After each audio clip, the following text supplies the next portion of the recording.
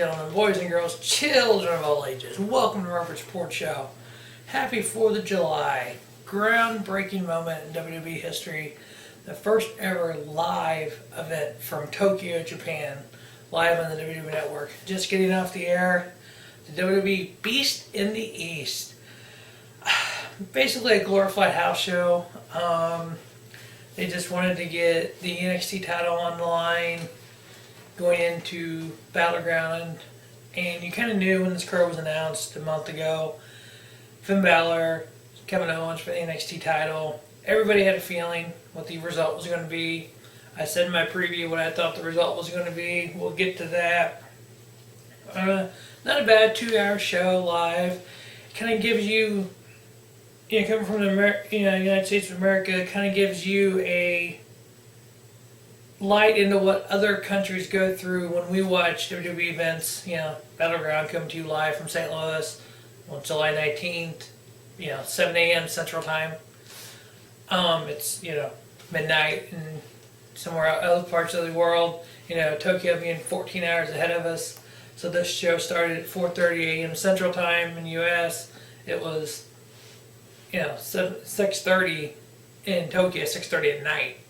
So it's like, we have to get up bright and early in the morning to see a show like this. But yet, these other countries do that for every show that we take granted for. So it's kind of different for us.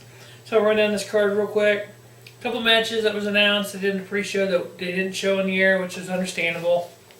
Cesaro defeated Diego by submission. And the Lucha Dragons defeated the New Day. So it looks like going forward, maybe the Lucha Dragons eventually get a tag title shot, hopefully sometime down the road, against the champions of Primetime Players, which I did get wrong on my preview, and J-Man of the Polls pointed that out to me. I said the New Day was tag champions, and in fact the Primetime Players are. They've been a tag team for a long time. Deserved, just not a fan of them. So, alright, let's get to this card. What we did see, we have 5 big matches to go through here. The first one was the Lionheart, Chris Jericho, returning to Japan, returning to television, versus the versus Neville, the man that gravity forgot. So it's kind of early in the morning here, so it's kind of But just seeing this when this match was announced, Jericho versus Neville, knowing what Jericho's done in the past, knowing what Neville's been doing now, really looking forward to this. They talked up how Jericho got his nickname Lionheart from wrestling in Japan, how he wrestled in Japan, early 90s. They talked about Neville getting to start with Dragon Gate, and it was kind of a different side of the WWE announce team. It was Barrett, Saxton, and I can't talk today, and Michael Cole, and just having them talk about Dragon Gate and Neville being in Japan and Jericho from working in Japan. It was actually kind of a unique situation to listen to, and they get more into that later, and I'll talk about that more as we go on in the show. But really, it was an okay match. It wasn't anything spectacular. It wasn't just this, oh my god, that's a match of the year. It was good. Neville goes for a dive on the outside, and Jericho caught him. Ended up kicking him, knocking him off the apron. Neville went for the red arrow and missed, which you don't see very often. The one real cool part about this match was there was a springboard into a code breaker. Neville went to a springboard and Jericho caught him, code breaker. At the end, Neville, once again went for the red arrow. Never hit it on Jericho, which was kind of surprising. I don't know if it was just playing that way because they want to get Jericho over because, trying to be the guy that Jericho is now, the kind of the entertainer who comes in and wrestles every once in a while. He's been doing a lot of house shows. Being the fact that, both these guys have wrestled in Japan, you figure they'd let the young guy Neville get over, but they really didn't. Neville went for the red arrow. Jericho played possum, pulls his knees up. Kneeing him. Ended up getting the walls of Jericho, and winner by submission, Chris Jericho. Next, just typical Diva shit that goes on WWE right now. We had champion Nikki Bella versus Paige versus Tamina. It was supposed to be Naomi, so I don't know what's going on there. Maybe it was her, and it's through Tamina in, and what the plan is there. Again, nothing really special, just another little retained by Nikki Bella. The only spot in this was Paige was on the top ring buckle. Nikki was over trying to you gonna get her down, and Tamina walked over, picked them both up, and dropped them. And that was their only real spot. Cannot wait till the NXT Divas break into the WWE. Just been finally checking out the NXT a little bit and that Divas division, just a little bit I've watched. I haven't been watching the takeover shows yet. Some really good work by the Divas, and Emma and Bailey and Sasha Banks and Charlotte and all of them. Just so far some good work. Can't wait to really watch those takeover shows. And they announced the next takeover show is the weekend of SummerSlam, so that should be interesting to see. Next on the match, we had kind of a squash match. We had Kofi Kingston versus Brock Lesnar. I was actually hoping for a lot more with this match. Continuing the WWE putting over New Japan. Talked about Brock Lesnar being IWGP World Champion. So it's kind of like, whoa, this is kind of neat hearing him talk about Neville and Jericho being in Japan and Lesnar being the former IWGP World Champion. Just a squash, just a shit match here. I mean, I was hoping a little bit more. It started out kind of promising. First suplex Lesnar went for. Kofi was able to flip back and land on his feet. So I'm like, all right, this could be cool. I mean, Kofi was just on the just on the running offense the whole time, just kind of doing cardio almost, and just hitting him, and drop kicks and this and that, and doing nothing. Obviously, the beast, and then just about 3 suplexes, an F5, and done. And then at the end, after the match, Lesnar went to walk out. Lesnar is, I'm not going to walk out. Comes in and suplexes him again, F5s him again. And then the New Day comes out. It was a bad day for the New Day.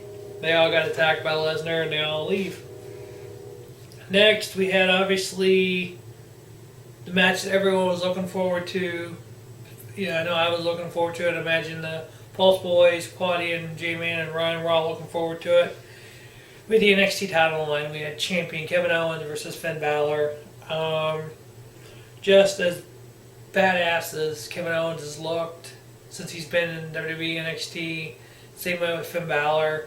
If you watch the takeover shows or watch the weekly NXT shows on this past one, they had a kind of a series of stuff about Finn Balor and how he came from New Japan and how he got into wrestling and just his character. And one that was kind of interesting is actually there's like the last 3 NXT shows. They have little parts in it, and there's actually they put a whole show together just of those things. So you might want to check that out on the network.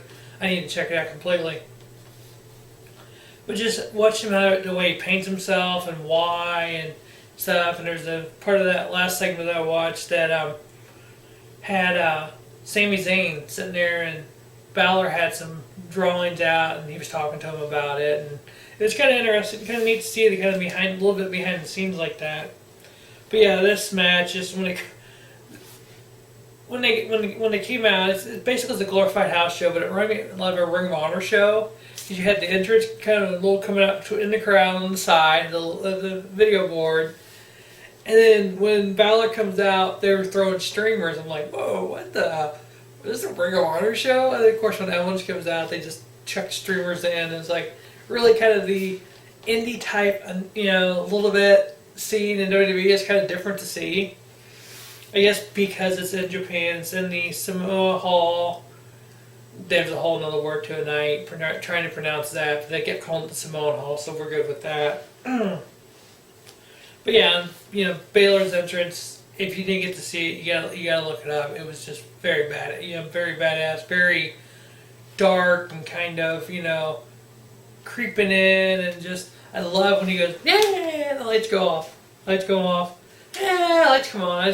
I'm loving it about Finn Balor's entrance. They talked about how the Prince came home. Like they can't say it, and they actually said it. They said when he wrestled here, he was Prince Devitt. He was the former WWE World Champion. He did all this for New Japan. I'm like, wow. You know, how Kevin Owens wrestled in Japan for two months and vowed he would never go back. And WWE made him go back for this match. And how they kept getting the Prince to come home. And it was like, okay, you really guys are setting this up so bad to know that there's no way Kevin Owens is winning this. I was really hoping for if Owens wins, we Riot sign from RVD, Kevin Owens at the Hammerstein Ballroom in New York. God, one night stand, I think it was. I'm not sure what year. J-Man would be like a year like that, but I have no clue. But yeah, I mean, this match just lived up to everything I thought it would be. Just from the word go, Balor was going after Kevin Owens. Midway through the match, Kevin Owens kind of did his little Cena run, the You Can't See Me and the Five Knuckle Shuffle, and went for the AA. He went for the AA twice and never hit it. But it was kind of neat to see that, just seeing Finn Balor, just kind of the boyhood dream, kind of reminded me a lot of watching the Shawn Brett at WrestleMania when finally Shawn's dream came true of being a WWE champion. This is kind of like, to me, like this, Finn Balor did everything in the world in wrestling before he became a wrestler. Carried coach for people, held the ropes for the Japan guy, Japanese wrestlers, and just every little thing in the world just to be a wrestler, and becomes on top of the world as an IWGP World Champion in New Japan, and leaves that all behind and comes to the United States to wrestle for WWE, and is able to go back to Tokyo, the arena he got to start in, and win a NXT World title there in front of his fans and friends and family and stuff. It was just fitting the way that WWE ended up doing that, but unfortunately it was really obvious it was going to happen that way, but that's cool, They showed Hideo Itami sitting in the crowd watching. So it was just a really great match. Just everything that Finn Balor does, everything that Kevin Owens does, you got that in here. And you got at the end, a lot of times when Kevin Owens win or lose, his character is, he doesn't care, he attacks his opponent. They leave on a stretcher. He's done it to Sami Zayn, his best friend. He's done it to John Cena. He's done it to everyone he's wrestled. He's done it to Solomon Crowe. He's done it to everyone. And at the end of this, Owens is standing in the ring, and obviously the crowd's going crazy. Balor walks up to Owens and puts his hand out. Kevin Owens just looks at him. I'm like, you almost got to, but you almost don't got to. And he did, and he just kind of, and walked away. I'm like, that was kind of almost class from the Kevin Owens character now. It was like, whatever, I'm just not going to attack you right now. So I don't know if he gets gets a rematch down the line, if he just let that be done and let Balor go on to wrestle, in NXT as champion, what they do here. But obviously, Michael Cole made a comment that Hideo Itami had said that he wants, if Balor won, he wanted a match against him for the title. So that could be coming up at the NXT TakeOver show, hopefully, if Itami's healthy. Obviously, Kevin Owens going on the Battleground United States title with John Cena and everything with that, and his moving on his main roster from WWE. Can't wait to see Finn Balor eventually come to the main roster. Just seeing these guys like this go from the indie scene to the WWE scene is just incredible. A little before I started this video, I was looking online and I seen there's a couple New Japan guys that were getting tryouts. Okada and some of these Japanese games are hard to pronounce. I wrote it down here. Actually, on my group of guys I'm doing my cards with, Nakamura. So, if that's true, those guys are getting tryouts. That should be really crazy going forward with WWE. Because obviously Okada, IWGP World Champion, one of the best in the world. So we'll see if that rumor comes true, if it's just a rumor. Main event, obviously, you gotta have John Cena in your main event at a house show or any type of show. We had Kane and King Barrett teaming up versus Dolph Ziggler and John Cena. Obviously, just your basic little John Cena tag match at the end of a house show. I did looked a couple things up, and lately on the live events, not called house shows anymore, live events, Cena's been feuding with Kane, and Dolph's been feuding with Barrett. So kind of combined the two major live show feuds and put them on here, kind of a glorified live show. You kind of knew the faces we get over, so you had John Cena and Dolph Ziggler winning. Nothing all that special.